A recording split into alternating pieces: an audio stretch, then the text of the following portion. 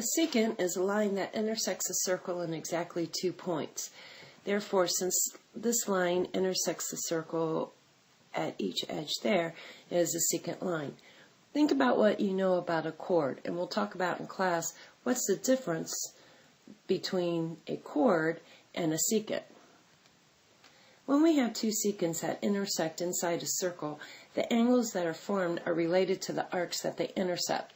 And Theorem 10-12 tells us that if two secants intersect in the interior of the angle, then the measure of an angle formed is 1/2 the sum of the measure of the arc intercepted by the angle and its vertical angle. Well, what does that mean?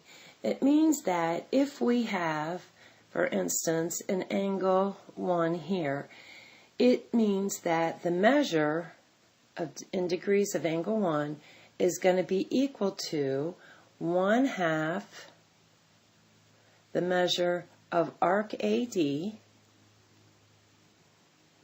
and arc BC.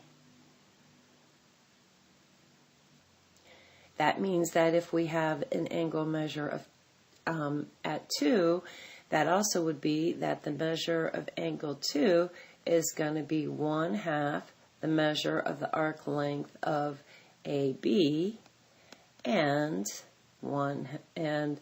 the arc length of ADC. And then the other thing that also implies too is that since we know these are vertical angles, that means that this angle would be equivalent to 2, and this angle measure would be equivalent to 1 as well. A secant line and a tangent line can also intersect at the point of tangency, and Theorem 10-13 tells us that if that happens, then the measure of each angle formed is 1/2 the measure of its intercepted arc. So what that tells us is that if we have a measure of, say, ADB, that's going to be the measure of our angle for AB will be 360 minus ADB. And that's going to help us if we need to find, for instance, our angle measure of B. So since we know, the measure of B going for this angle here, because that's the other line inside. So if we know that the measure of ABC is equal to 1/2 the measure of arc ADC.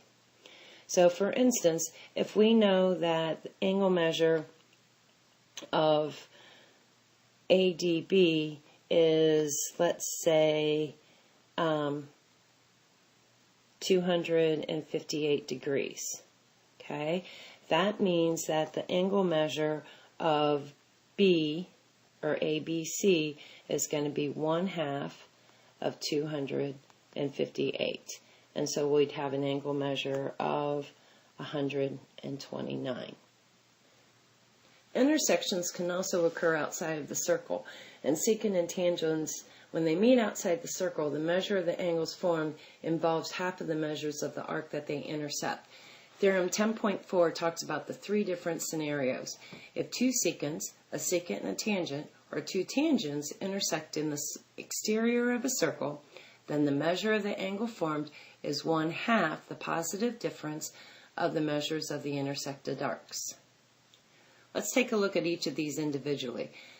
If we're looking at two secants, what it's telling us is that the angle of measure, or the measure of angle A, is going to be equal to 1/2 the measure of arc DE, so from DE minus the measure of arc BC, which would be the difference in here. So for instance, let's say that the measure of DE is going to be 120 degrees, and we have the measure of BC at 50 degrees.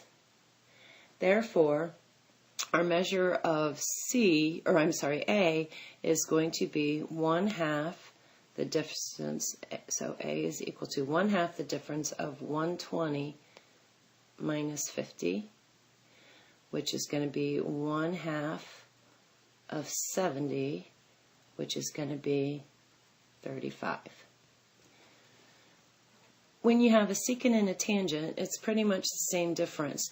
The measure of angle A is going to be equal to 1/2 the measure of arc BD minus the measure of arc BC. And finally, if you have two tangents, the measure, in this case, we have angle C, is going to be equal to 1/2 the measure of DE, arc DE, minus the measure of DE.